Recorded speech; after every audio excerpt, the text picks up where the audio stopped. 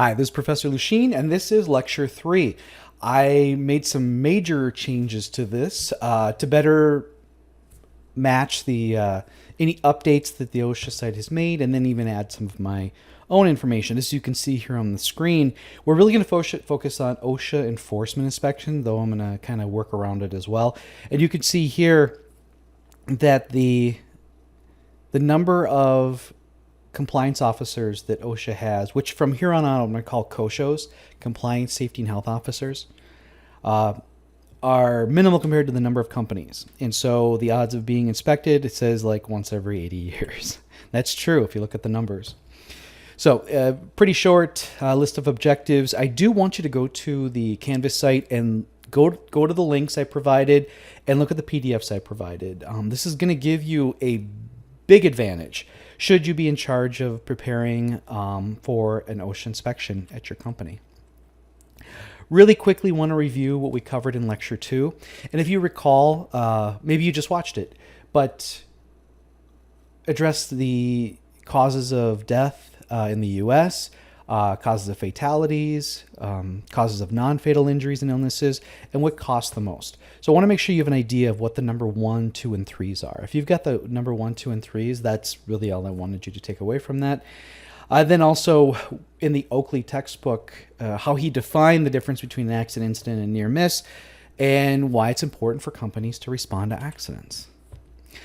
So if you want to go to the root of the information, you can go to this link I've got here that goes to the OSHA Enforcement tab. And I don't think a lot of people go to this tab, but I went there and you can see I've been clicking around, and I actually looked at more after I copied and pasted this to my PowerPoint.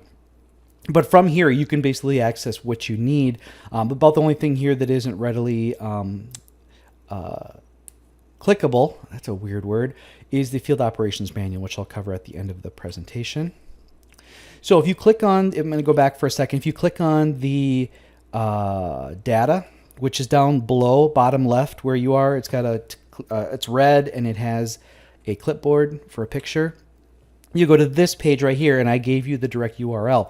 There's a lot of great information. You can see that I've done a lot of clicking here before I put that on. I'm going to go over a bunch of the more important things, but if you really want to understand what OSHA has done, the type of inspections they've done, what they've cited, how much they've penalized, what kind of citations are out there, you can find it all as long as you get comfortable with running through these different tabs. So this one is their more like the severity, the enforcement cases. They say the initial penalty is above $40,000. I have here the top 10, but the 10th is cut off. You can see the most expensive claim since January 1st of 2015 is about $2.9 million to a company in Ohio called Sunfield Inc. Number 2 is in Illinois. It's a construction company. They had $1.8 million. The third is Wisconsin, from Arcadia, Wisconsin, Ashley Furniture.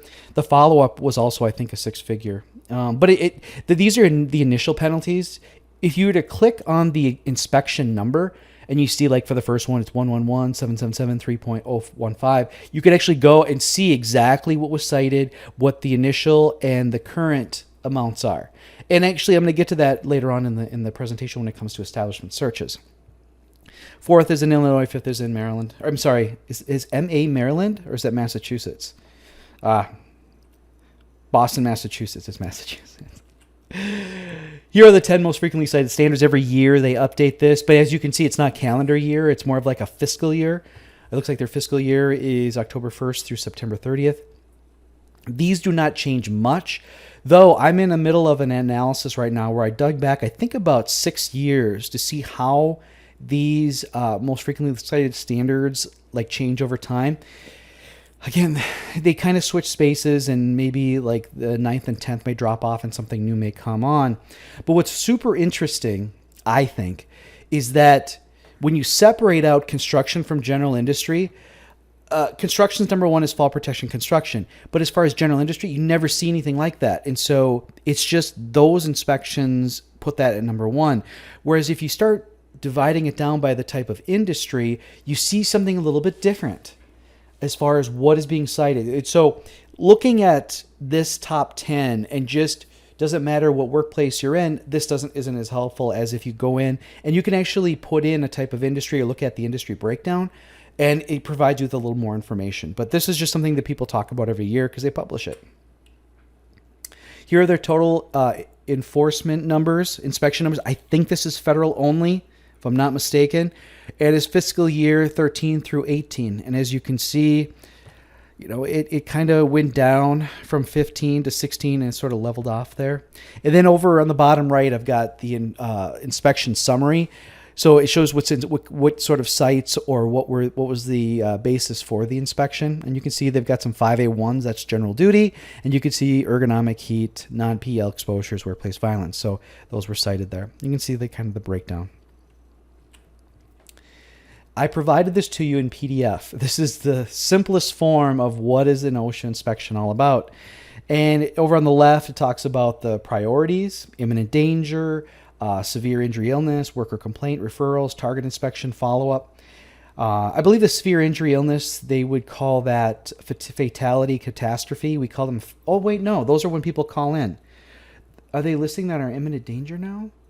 Because fatalities, catastrophes, we used to call those fat cats. They were special types of inspection. Imminent danger is when you just drive by. Severe injury is when it's called in. We had talked about that when we talked about record keeping. And yeah, interesting. Okay, the target inspections are also called planned programmed. All right, we'll get to it. Phone fax, on-site inspections, walk-arounds, open conference, all that stuff is here. It talks about results and appeals. You can look at that. I just want to shift gears and make sure you understand that there is a thing called OSHA Consultation. They're very separate than OSHA Compliance, though the process of going through the inspection is about the same. You invite them in. So if you're a small business or what they identify as a small business and you want some help prior to or maybe even after OSHA has shown up, you can bring them in and they will, it's free. However, anything they find as a violation, you're required to fix it. If you refuse to fix it, they can hand over the report as a referral to a compliance officer, and then they'll come in. Rarely happens. People just want to, get things fixed. And if you want to see what I did is over on the right, it's got the different consultation directories. So in Wisconsin, which is part of the Wisconsin State Laboratory of Hygiene, they do the OSHA consultation for the state of Wisconsin. Wisconsin is a federal program. There are 28 state programs out there. And as you can see, you can request their services. They do training. And I've provided all the information here, and then bottom right is the URL. So you could take a look at that if you'd like. It's a good resource. And now I believe they analyze and publish the state work comp data. They took that over. DWD had turned it over to them. This is a summary of the enforcement. You can see where I found it. Just so you know, state-run OSHA programs have to be at least as effective, and that's the ALAE, as federal. So they adopt federal, or they increase whether it's how it's enforced or what the penalties might be. Though OSHA approves and monitors all state programs, provides as much as 50% of the funding for them. The other balance comes from their state. But then they have the ability to control more what they're inspecting and what they're doing, and they own more of their own data, and so there are advantages to it. As far as compliance inspections go, there's not supposed to be any warning, and that's before the opening conference. Once the opening conference has been completed, the compliance officer can then schedule to come back, especially if it's an industrial hygienist, because they have to schedule to come back because they have to come in and set up, and they usually do their monitoring from start to finish of shifts. And so they need to get there like an hour to hour and a half early to set up and kind of scan the workplace to make sure it's all set, get everything hung on the people, whether it's a pump or a noise monitor, whatever it might be, so they can sample. Inspection priorities are right there. Though again, that kind of caught me off guard when, OSHA calls, they go out, whereas catastrophes and fatalities is what I was always trained as being one of those 5. Question, are you prepared? Is a company ever prepared for an OSHA inspection? They should be, because it's a possibility. And knowing what a compliance officer is going to look for allows you to prepare, so when they do come in, you're all set for it. So there should be some sort of protocol that when they arrive and flash their badge, that they know who to call, and the machine starts working as far as getting them the documents they need, the records they need. while you're in the opening conference. So, some people can run out to the plant and make sure things are in order, organized, if you will. So when you do the walk around, you have your best face forward, I guess. Over here on the left, I found this from the Safety and Health magazine, some do's and don'ts. These are a lot of the things I recommend. As far as what does a compliance officer do? Now, I can give you some specific insight on that because when I was a compliance officer, I learned to do a lot of research. So prior to any inspection, whether it's a planned programmed, which is a targeted inspection, that's where OSHA randomly selects companies within a specific industry, whether it's due because they've been a severe violating industry or it's just a national emphasis program. And I would look up everything I could about the company. Like, who are the main officers of the company? Have they ever been inspected before? If so, I read the inspector's notes because I had access to those. I would research the enforcement memos, any letters of interpretation. I would bring any paperwork, anticipating that I was going to see certain things, because you just know that certain companies may have certain issues because either you've seen it or you can read and learn from your peers on what to look for. And then because I was also an industrial hygiene engineer, I would prepare my bag of goodies, which had air, dragger tubes, so I could take some samples of the air, noise dosimeter, sling psychrometer, that's to measure humidity if I thought heat was going to be an issue. I just had a lot of different tools that I brought with me so I could take measurements, and then I could determine whether I need to come back for full shift sampling or not. I always had a CO monitor that was continuously running during the entire walkthrough, especially if they had LP powered fork trucks, because those things tend to give off around 10,000 parts per million off the tailpipe. And I could also monitor for that. I had special devices for that as well. Always had, my camera. Back then we didn't have cell phones, and so I couldn't record something. So we had to bring cameras, and we had to get the film developed. I don't know if you guys are old enough to remember that. So I went in really well aware of maybe who I'd be asking to see, what I'm probably going to see, and maybe any issues or things that were found prior to me showing up. So it's almost a disadvantage to a company because I know so much about them and what I can anticipate. But that's good to know that the compliance officer is going to put in that amount of time to prepare for the inspection. But you need to prepare, they prepare. So what I have here is a copy of the checklist I used to use as a compliance officer. So this may be different than what you'd see, at a federal level. But so enter a building, flash the badge, because I did have a badge, and introduce myself, request to meet whoever's in charge of safety at that site. And if there wasn't a designated person, then you ask for the owner of the company or whoever their designee is. You state the purpose of it, whether it's a complaint, a referral, planned program, so it's a target inspection, or whatever it is. And sometimes you have paperwork, sometimes you don't. And then when that person comes out, you immediately ask, is this a union shop? Is there worker representation that needs to be involved in the opening conference? And they usually make that determination. If it's a union, at least you bring in the union steward and ask them. If not, then it's just if they have a safety, like an active safety committee, then someone from the safety committee may want to join. During the opening conference, as you can see right here, I go right down the checklist, and I always made sure I check these off. And sometimes I put the time in which I did it, just because in case we'd go to court and they'd say, well, he didn't follow, the proper protocol. I could look back and go, yeah, I did. I wrote down the timing of it. And I used to have this memorized, just without even thinking I could read this stuff off. Let's see. So then the poster I would bring up, but I'd look for it when we walk around. I'd ask for all their OSHA logs because I want to review them. And I would actually do some analysis. I would actually keep notes on what was their most frequent injury, what was their most severe injuries, when did they occur. And I may, if something looks weird, I may actually make note of it and maybe try to look for the employee listed to see if they could explain a little bit more. So I'd done that. And you can ask for the 301s if you want, but getting a current OSHA log was not a common thing. Sometimes they'd have to update it. Asked to look at their HAZCOM or Right to Know program and just see what they've identified as chemical, harmful physical agents and any biological agents that may be, or infectious agents may be on site. Asked to look at their AWARE program, which is like an injury and illness prevention program, kind of an umbrella program or for everything else. Ask if they have a respiratory protection program here in conservation, lockout, tagout. Ask what sort of safety programs do you have? Why do you have them? Things like that, and just see how thorough they are. And then at the end, I would explain the obligations under the general duty clause and applicable standards that I knew would be applied there that day. Talk about the employee interviews. I talk about trade secret. They'd have to keep, let me know if there's anything I'm about to take a picture of that's a trade secret. I can mark that it wouldn't go in the file.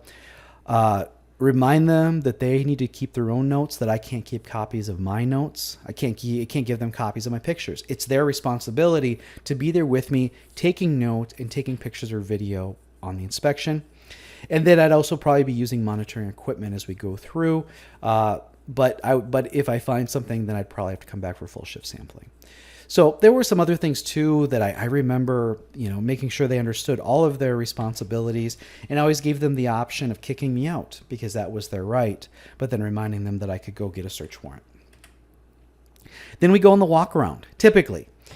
And that is more, now if it was a complaint, I would want to go directly to the site of the complaint, not mess around. If it's planned programmed, then it's wall to wall.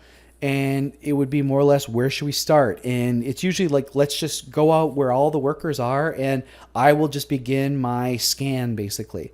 And that's really what it was, is industrial plants tend to be laid out similarly because there's a logic to it.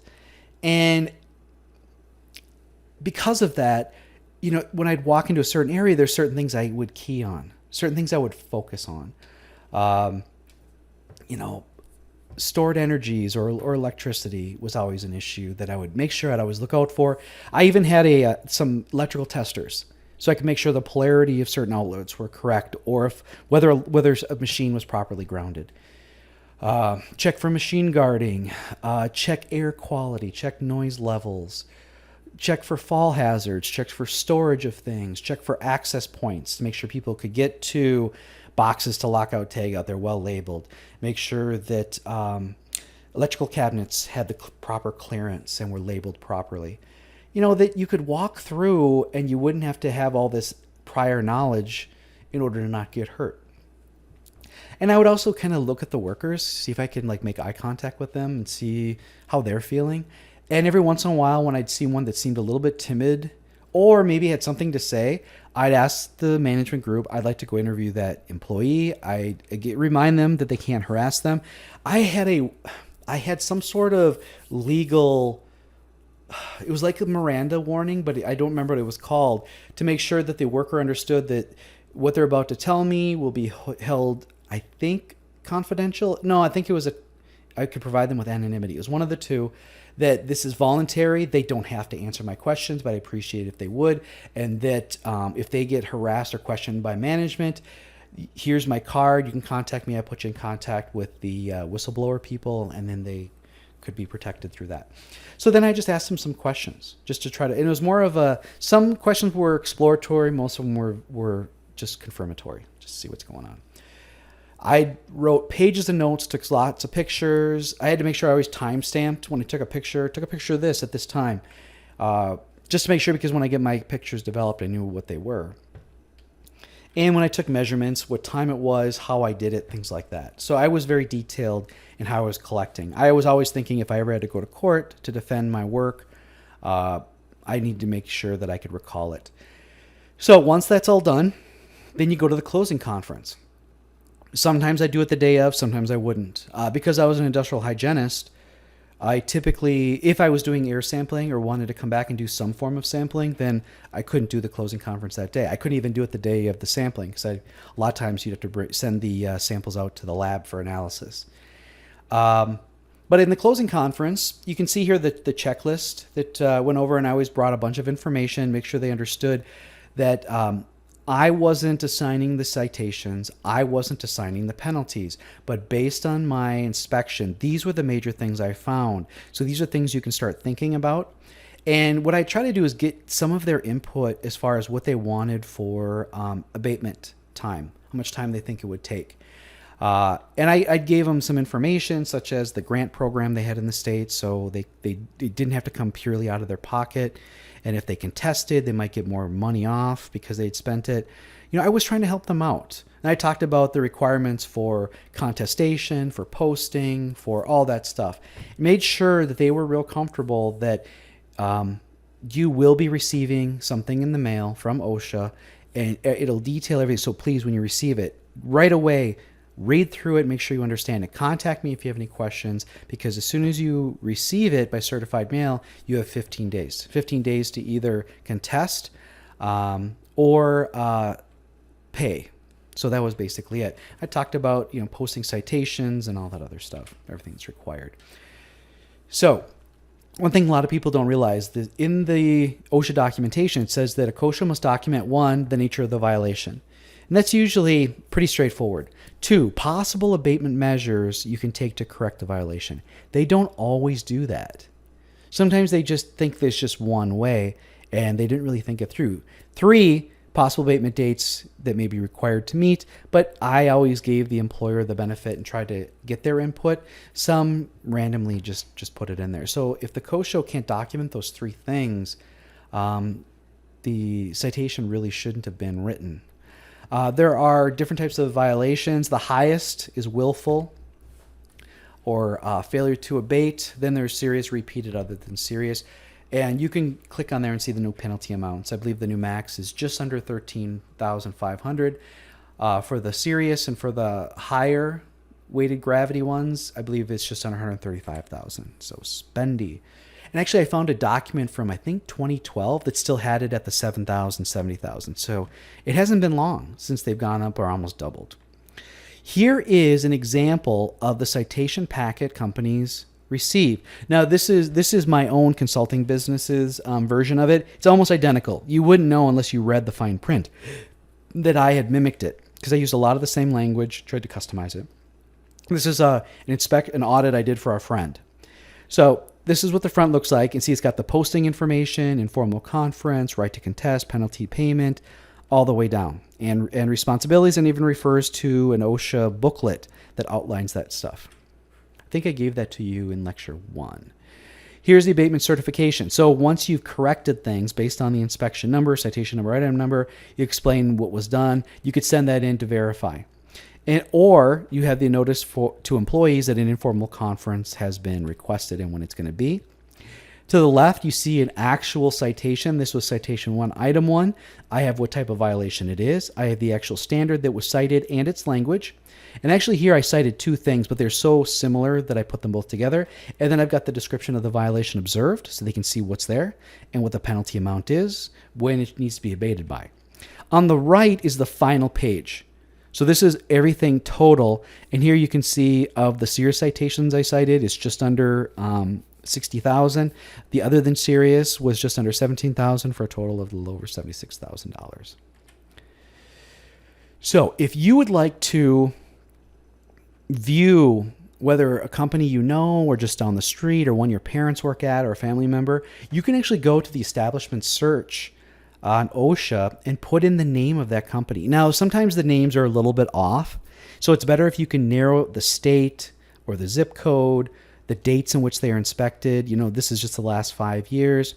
But what I did is I just put in my zip code, and I wanted to see what companies have been inspected in the last 5 years. Only 3 came up. 2 of them were with hydrite chemical, interestingly enough. And so I copied and pasted. So this is the information. So it says the case status is closed. It gives you an inspection number. So that's what you could enter in to other things to find out more stuff. That's kind of like the tracking number for that inspection. It's got the name of the company, their location, whether it's union or not. Its North American Industrial Classification Code is provided, 325199.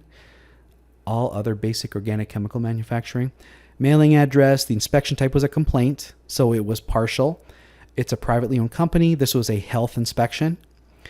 There was no advance notice, and since it was open on July 6th of 2016, it was closed July 6th of 2016, but the case was then closed by December. So it looks like there was an informal conference. It must have been contested. So related activity, so I think they're referring to an earlier inspection. So the violation summary, there were 3 initial violations, and there are 3 current. So even though they went through an informal, the contestant went through an informal, nothing was dropped. But when you look at the initial penalty, it was $19,081, and it dropped to $11,500. So not a 50% drop, but they probably got it down. What would that be, like 35%, maybe 40%? Not bad. The savings. There were 3 basic citations. 2 of them were grouped. The first was a serious. They cited 1910-106. That's flammable liquids. And you can click on the 01001 and get a little bit more information. Citation 12A and 12B, they cited 1910-147. That's lockout tagout. Because you see there's no money listed for the B because they're grouping them together. They were similar citations, so they put them together to save them money. And then the third is 1910-184. Not really familiar with that one. But that one started out being, it was serious. I'm not sure what that is right off the top of my head, unfortunately. Anyway, it doesn't matter. But you can actually search by all these things or use an inspection number. I think it's a pretty cool thing to look up, especially if you're going to go interview somewhere and find out whether they've been inspected or not. Under the data part, they also have the fatality inspection data. So on the right, I've got what the picture looks, or the front page looks like. I've got the URL. On the left, you can see a listing here. And you can sort it by state, by city, by date, inspection number, federal or state. So there's a lot of different ways to sort through things. And Wisconsin's on here. So we had a fatality in Wisconsin in Darien on March 22nd of this year. Worker died and fall downstairs. But I could click on the inspection number and possibly get more information. It's a no for citation issued related to fatality. No. Any other Wisconsins on there? There's a lot of Texas on here, isn't there? I'm seeing quite a few. Oh, there's a bunch more. I copied and pasted a bunch of Wisconsin ones here. There's one on February 29th, leap year day, in Wisconsin Rapids. Worker died in a fall from paper mill building. Yes, they did receive a fatality citation. There's one on February 18th in Prentice, Wisconsin. Worker fatally struck by snowplow. They did receive a citation. So there's a lot of interesting things you can see here. That maybe in your backyard there may have been a fatality. So we're going to move to the last part of this lecture. I'm sorry I went so long. I can talk and tell stories. And that is to look at the Field Operations Manual. And as many of you know, I've always been kidding around that if, the Field Operations Manual is like getting the playbook for the opponent. And so I made some fun here on Bill Belichick's and the New England Patriots regard. So here are the first 2 pages of CPL 0200164, which is the most current Field Operations Manual. It was effective in mid-April of this year. I circled the executive summary. It provides current information and guidance to the Occupational Safety and Health Administration, national, regional, and area offices concerning OSHA's policy and procedures for implementing inspections, issuing citations, and proposing penalties. You basically have their playbook. Though they can update it once in a while. There is a disclaimer that you're not supposed to use it to sue them. Because it must have been done before. All right, so I'm just going to show you the first few chapters in here. This is a 319-page document. It's long. I think it's a pretty quick, not a quick read. It's a boring read. I'm not going to lie to you. So we've got the introduction. Chapter 2 is program planning. So that's how they choose sites to inspect. Talks about what, under Chapter 2.6, trying to learn my Roman numerals here. It kind of gives you information about special emphasis, local and national emphasis and local emphasis. This is how they typically select the companies who get the wall-to-wall or planned program inspections. Chapter 3 is inspection procedures. I covered a lot of that with you, but if you want to really get in depth, it's all right here. It kind of lays it all out for you. Things that the compliance officers should have been taught. Then it gets to the opening conference, review of records, walk-around inspection. I want to point out, nothing here talks about how to properly review training programs. I think that's a travesty because compliance officers should be trained to review those things because then that would help companies. They would know better whether their training programs are adequate or not. but they know how to look through injury records and read through programs. It talks about the walk-around inspection, gives you guides on what to do, the closing conference, special inspection procedures. You can see a few of those. Then it gets to violations and the breakdown, how it's calculated. It gets all the way to Chapter 5, where it gets to case file preparation and documentation. As a compliance officer, there was a lot of report writing. What I would do is I'd come in on Monday and finish up anything that I had left over from the week before. Then I would begin looking at what I wanted to do that week. And I would look at the complaint box, if you want to call it that. See if there's anything interesting in there that's kind of in my area. Maybe take 1 or 2 or 3 of them. And then I would also look at the plan program to see if there's anything that, if I was going to travel a couple hours out of the Twin Cities, I may as well try to hit a few extra places while I'm out there. And possibly do an overnight, whatever it was. And though most, I'd say a majority, 85 to 90% of my work was within sort of the metro area. So I didn't have to go overnight or go really far out. I'd take day trips up to Moorhead or to Duluth, St. Cloud, Mankato, maybe even down past Rochester. But sometimes I'd go all the way up to Bemidji or closer to the Canadian border, and I'd make it like a 2 or 3 day trip. It's something I usually would do in the summer. And then during the week, I'd try to go to at least 3 places, if not more, because then I'd lock myself in my office to do all the report writing on Fridays. I kind of like to be around the office on Fridays. It's always quieter. And I try to get a lot of my doc prep stuff done and submitted then. It talks about penalties and debt. If you met on any of the discussions, I did talk about that kind of stuff. Yay! All right, we're at the end. It's glorious. That's from Zoolander. So what I want you to really take away is, what is a jurisdiction that OSHA can open an investigation? You saw the reasons for it. It's imminent danger. It's fat cat. It's when they call in severe injuries. It's plan program. It's employee complaints. It's referrals. Follow-ups are also on that list. But really, the jurisdiction, and I should have brought it up earlier, is there has to be an employer-worker relationship. Without that, OSHA really doesn't have jurisdiction.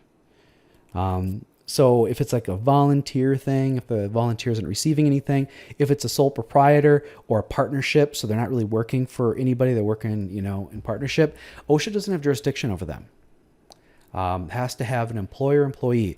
And I know that when I used to work the phones, somebody call in and go, oh, I think my neighbor or my son or my daughter, I think it's dangerous at work. I'm like, well, they have to call in. You can't. You're not the employee. I need the employee to be able to sign off on a complaint to make it formal so that I can go out. And I remember getting yelled at by some people. I'm just like, dude, that's the law. Otherwise, just random people could call into OSHA and say, oh, so-and-so's doing this. And then it would send somebody out to harass a company. And maybe there's something there, but it's a waste of the time. It was violating rights. Know the different parts of the OSHA inspection. What you should do to prepare for OSHA. I think I really covered that. I think there's a lot you can do.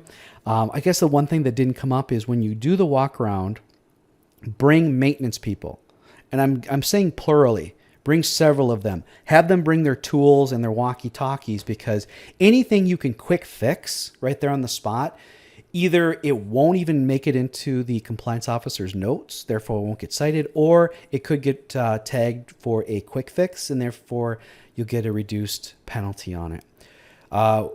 That's one of the things to do during the inspection. I think now you can go and find actual examples of citations by going to Google and typing in citation and petition of penalty. Is that right? Citation and notification of penalty. Citation, notification of penalty in Google. You can find all kinds of cool stuff. And then also what you can find in the field operations manual, how that's an important thing.